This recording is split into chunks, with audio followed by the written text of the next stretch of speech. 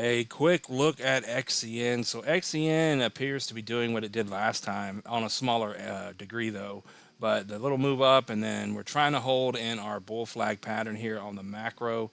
But ultimately, it's coming down. It looks like it's coming back down to the bottom of the bull flag channel, whatever you want to call this, back down into our green box. So we may hold the top and bounce and then kind of hug it and then come back down again.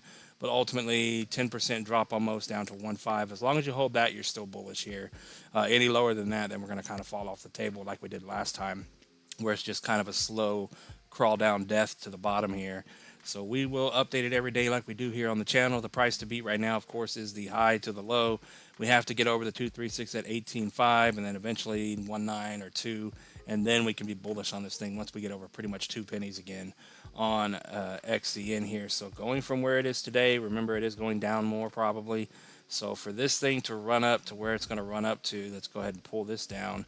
The first big target we're looking at when we break out of here is, of course, getting over this red box, the 618 and the double 786618. So it needs to move up about 40%, get over 2.5, and then once we get over that, then we have a shot at this thing coming up here to the 786 and hitting 3 cents and doing about a 2x from this spot it's at now. That will change, of course, if it comes all the way back down to the 382 and it finally bottoms out, and then we finally break out.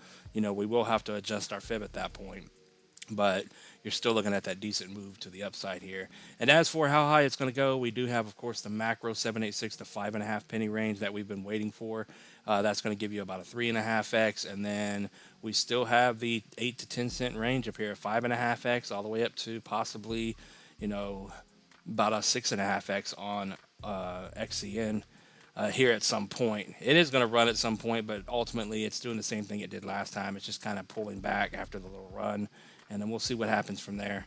So with that being said, are you still bullish on XCN? Are you still buying in on these lower prices again?